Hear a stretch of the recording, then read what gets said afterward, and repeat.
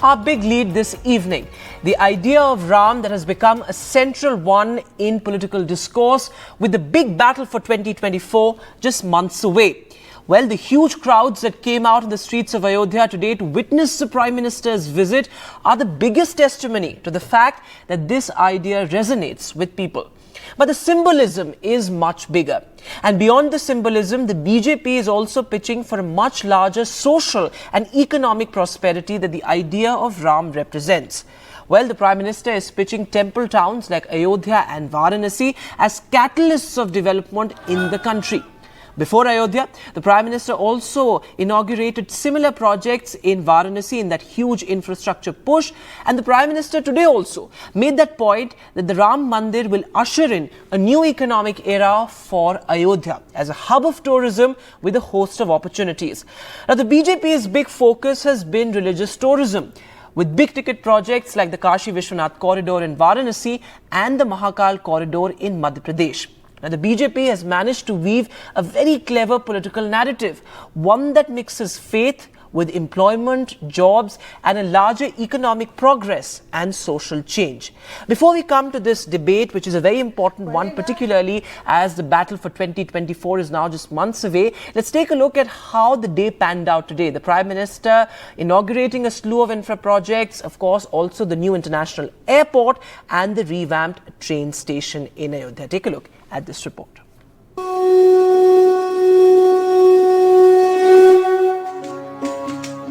राम राम जय राजा राम, राम राम जय सीता राम, राम राम जय. Terminals and trains. Temple town of Ayodhya gets a major facelift in the run-up to the grand opening of the Ram Mandir in January. Ayodhya से बड़ा कोई धाम नहीं, राम से बड़ा कोई नाम नहीं. The inaugurations today was led by none other than Prime Minister Modi. It began with a massive roadshow by Prime Minister Modi spanning right from the national highway to the new Ayodhya railway station. The Ayodhya railway station, revamped at a cost of 440 crores, was inaugurated soon after. Resembling a temple from outside and state-of-the-art amenities inside, 2 Amrit Bharat trains and 6 Vande Bharat trains were flagged off. बहुत बड़ी चीज़ है अयोध्या के लिए, और राम जन्मभूमि के पहले railway station का उद्घाटन हो गया. पब्लिक आराम से आएगी, दूर दूर से सबको आने में सुविधा होगी. ढेर सारी ट्रेनें, एयरपोर्ट, बहुत बड़ा काम मोदी जी ने किया है देश के लिए. अयोध्या का विकास बहुत तेजी से हो रहा है. जरूरत तो थी हमारी, जैसे रेलवे स्टेशन हमारा जैसे पहले बहुत ज्यादा डेवलप नहीं हुआ था, लेकिन अब का हमारा रेलवे स्टेशन बहुत ही ज्यादा डेवलप हो जाए, आप देख सकते हैं खुद ही. Prime Minister also launched the Maharishi Valmiki International Airport, and the first flight from Delhi landed with excited devotees. Ayodhya में श्री राम का भव्य मंदिर बनने के बाद यहां आने वाले लोगों की संख्या में बहुत बड़ी वृद्धि होगी. इसे ध्यान में रखते हुए हमारी सरकार अयोध्या में हजारों करोड़ रुपयों के विकास कार्य करा रही है, अयोध्या को स्मार्ट बना रही है. Around 21 projects were inaugurated today. Foundation stone lead was of around 10 projects, amounting to over 15,000 crores. Prime Minister left the devotees with only one request. सभी राम भक्तों को, देश भर के राम भक्तों को, उत्तर प्रदेश के विशेष करके राम भक्तों को मेरा हाथ जोड़ करके प्रणाम के साथ प्रार्थना है, मेरा आग्रह है कि 22 जनवरी को एक बार विधि पूर्वक कार्यक्रम हो जाने के बाद 23 तारीख के बाद अपनी सुविधा के अनुसार वो अयोध्या आए. अयोध्या आने का मन 22 तारीख को न बनाए. Prime Minister Modi set the tone for the consecration ceremony scheduled end of January, saying that the whole world is waiting for the historic moment, asserting that the development at Ayodhya will also boost India's efforts to transform into a developed nation. Bureau Report, NDTV. So, well, on left, right and centre tonight, our big focus, will this religious tourism bid centred on the idea of Ram Mandir pay the BJP rich political dividends, and what does this really mean for the microeconomies of cities like Ayodhya and Varanasi?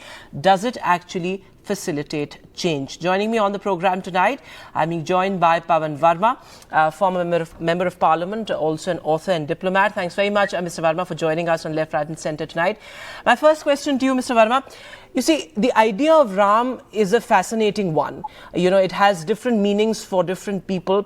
But what's interesting is that the BJP has been able to make this idea resonate with people and sort of presented it as a sort of a metaphor for progress, metaphor for prosperity.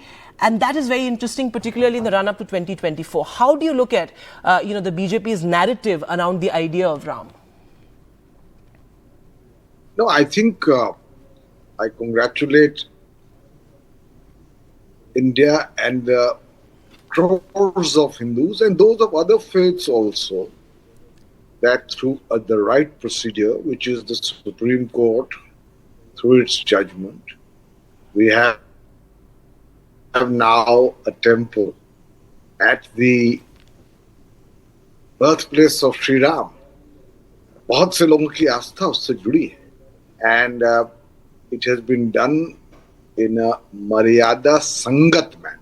So that's important, because earlier the attempt where law was taken into its own hands and an existing edifice, a mosque, was destroyed, was not the best way. But now we've done it through the Supreme Court, through a judgment in a proper manner. And if a Bhavya Mandir, a grand temple, is built, it's a matter of happiness.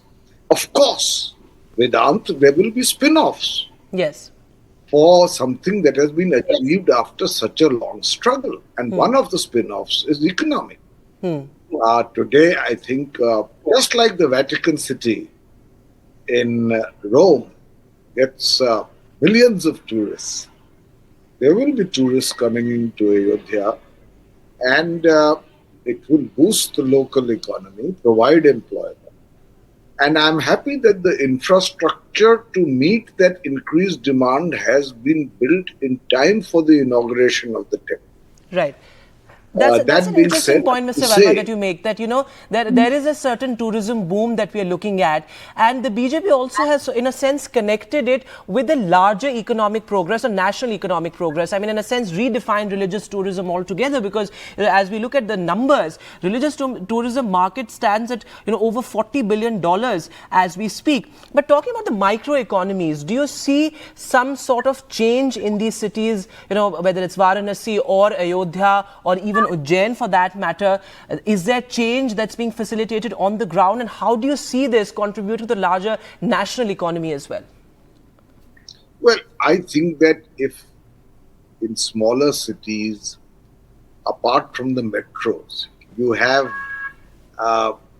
religious tourism, it has a ripple effect across the economic sector.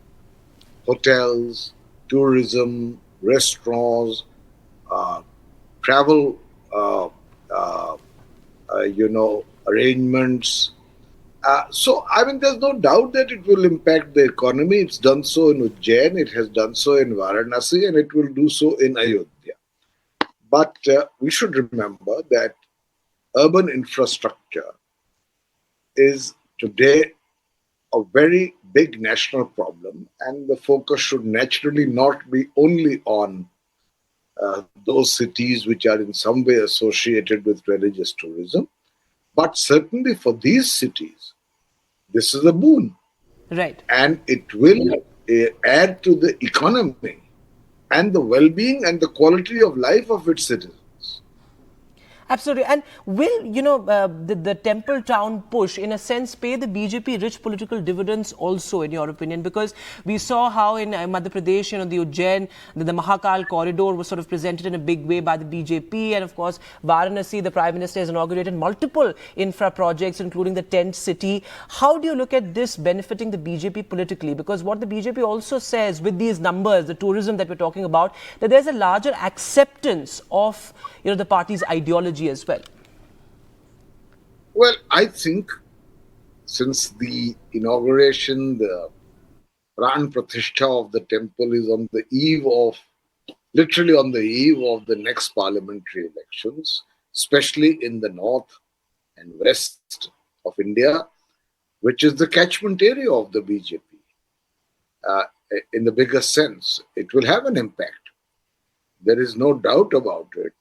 But it will have an impact also because I'm afraid we have an opposition in the country, which is perhaps in our history the most electorally inefficient, divided, fractious. So they have not been able to build a counter narrative.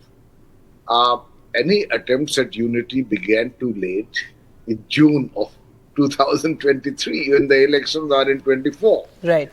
And after that, nothing concrete has been done. To speak of issues other than, and today, by the way, speaking of Ram is not a BJP issue. Yes. It's through a Supreme Court judgment. It's Lord Ram belongs to all, and in fact, as the incarnation of Brahm, which is how Tulsi sees him, which is your name, Vedant. Brahm is in you, in me. It's cosmic consciousness. It's nirgun. It's all pervasive. So Ram is the incarnation of Brahm. And that's an interesting point, Mr. Varma, because the voices that we heard from the ground today also, sort of in a sense, there were people from all faiths, street vendors and small businessmen who made that point that, ultimately Ram belongs to all of us, and this in a sense brings prosperity to all. But speaking of, the political fallout, my last question to you, do you see the opposition in a sense playing catch up now? Because we saw how Chief Minister Siddaramaiah also reached out in a sense to the Hindu community, to the Hindu vote bank, saying that, our Hinduism is different from that of the BJP's. I'll tell you honestly what I feel. The opposition, in my view, is confused because it has conflated the building of the Ayodhya temple as a BJP project.